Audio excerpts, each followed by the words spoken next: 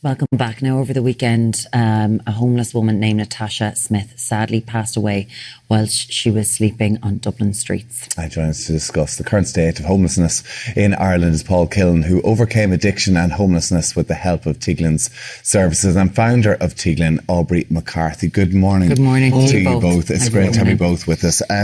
Listen, Aubrey, first of all, we should put our condolences out to Natasha Smith, of course, who died sleeping rough over the weekend. Has put homelessness right back into the forefront of people's minds again.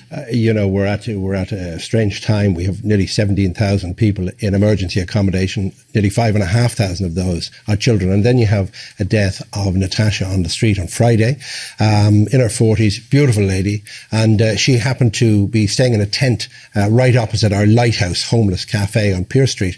And one of our guys, Natasha, was in with us on Thursday, and we had a musical evening. And then on Friday morning, one of our guys was passing and her partner called out for help, and so we performed CPR, Declan did, and unfortunately it didn't work, and the paramedics came along and took her to hospital, but she didn't make it. And this is the third one of our clients that has passed since Christmas. So people that are living on the streets with complex needs, I mean, it's a serious vulnerable position to be in, and you can sort of see more needs to be done. Housing isn't going to fix this without the proper supports, because people with addiction, with trauma, with mental health, they have their own needs, and they feel safer on the streets. They feel they're in control, they feel they're independent, so they're not going to take up the offer of housing. And it's so holistic, and it's really interesting. We're going to get to that, because Paul, I'd love to talk to you about your story. Yeah.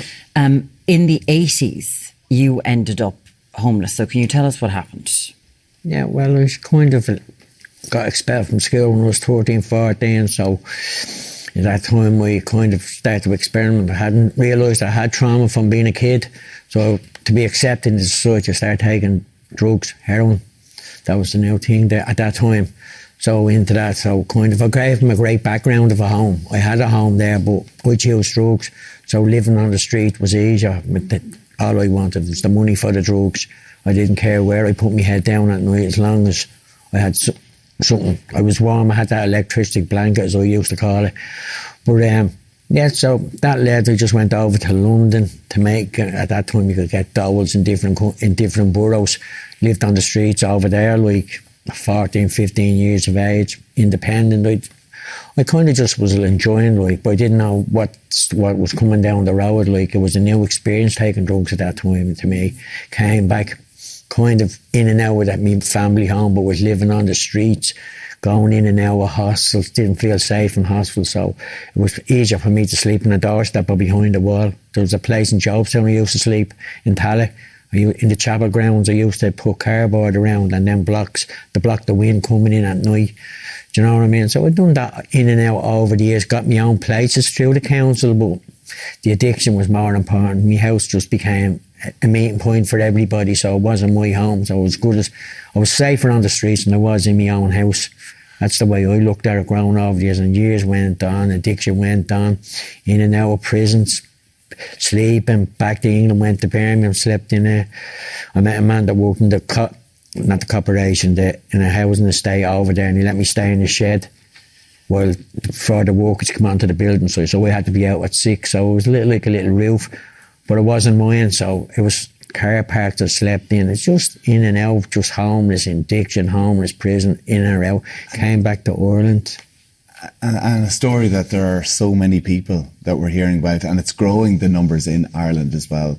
What was the turning point for you? When did you realise that you needed help and was able to turn your life around? I was in and out of treatment centres, but I was always put back into the inner city, so the treatment centres were great for 3 months. I classed that as a rest, give me body a rest. But the minute I walked in, I even knew what I was doing when I was going out. Do you know what I mean? I already had a pre-planned. So I came to the stage that one morning I woke up. One night I was sitting in my place and the young fella wanted to kill me.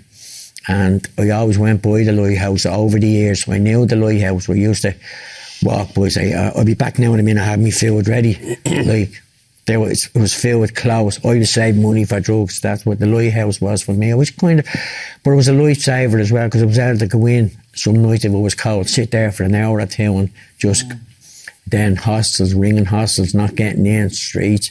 Then, as I said, Jerry Ganley, that works in the home service, he's moved on from there, works with another part of Tiglin now.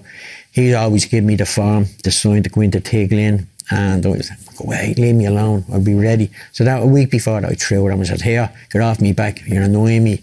Walked on. Then that Tuesday morning I woke up and I stopped all medication for a long time with my immune system and all that. So I said, I have to go to the hospital, there's something telling me to go. So I went to the hospital and I hadn't seen my doctor in about 10, 20 years. The main man that I hadn't seen from years. So he told me, he said, look, Paul, this is the alternative. You either stop smoking crack or you're dead. That was it. It's about 6 or 7 weeks. My immune system, if you know what it was like that, it was ready to collapse, but I couldn't see it. So I kind of made the decision, stop smoking crack that day, and moved off down to family friends down in Ennis for the 2 months. And the 1st of September, I went into Tiglin and I haven't looked back. 1st of September 2021. 1st of December. 1st of December 2021. I haven't looked back since. You were 7.5 stone. Yeah. Now you run half marathons, you run up in around Bray, around Wicklow, you do all these sort of things. You've worked with Tiglin and Aubrey. This is unbelievable. We're talking decades of addiction, Paul, decades of addiction. So I know that there's people at home who are looking at family members. Their hearts are broken, you know, their homes are destroyed, and they're holding on for any little bit of hope. And Paul, this is unbelievable. So how are you doing in Tiglin? What I love about Paul, he's an example to his peers of someone that actually has spent decades in addiction, decades that was written off, and now Paul is a pillar of the community in Greystones. We have a sauna, a bakery and a cafe called Rise at the Cove. Sure, Paul's always in the sauna. He entertains the multitudes in the community. But not only that, he's an example of what somebody can do when they turn their lives around. The wonderful thing about Tiglin is we don't just deal with addiction, we deal what happens after. So housing, education, social enterprise, all of that. So Paul's got into education, he's on Tinder, so he's all of these different things happening. That's a type of education, all right. It's a different type of addiction now. I'm never going to live that one down. I'm going to get sick for the rest of the week. Well, tell us about the running though and how much that's helped. And I know you want to try and get into the Dublin Marathon as a real aim for you. I applied for the Dublin Marathon there on the new ballot system and I didn't get it, but that is one of my dreams to do that, and that's got to do with Focus or in the running club. I get the same adrenaline and buzz out of running that I did taking crack. Wow. That is my go-to. Other people go to meetings, I go to running because I'm embedded down that community. And for the likes of Simon and Al, they've brought me a lot, and I've been accepted. I've been accepted for just me. Yeah. Do you know what I mean? That is one of my goals. That is my goal, is to run the Dublin City Marathon on the streets that I was homeless and in addiction on for years. And I can run there and have memories and bring friends that have gone and bring them with me on that run, because I do think of them every day. I mightn't show up, but they'll always be there because I know their kids and their grandkids now. And do you know what I mean? So I'm just one of the lucky ones to be still standing here today. It's just so amazing. Honestly, it's so amazing to hear this, because I know people are struggling, whether they're in addiction or around addiction. So, Aubrey. And Miriam, that's why when people are watching even this, when you've written off even a family member, mother, father, son or daughter, never give up.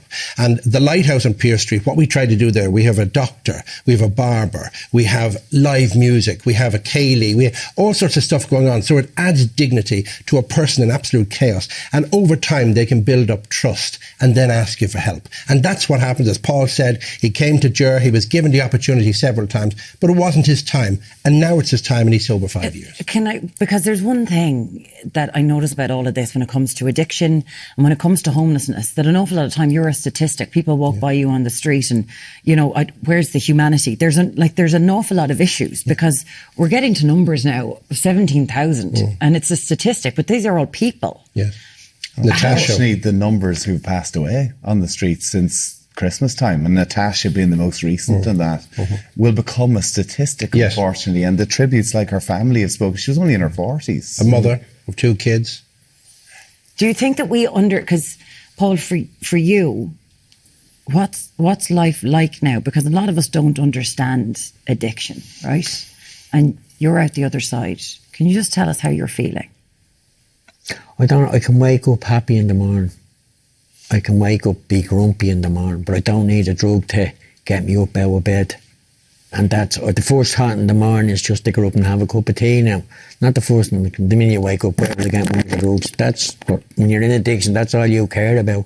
And you'll stamp over everybody, family. And the most important thing is my family and my kids all knew me all their life as an addict.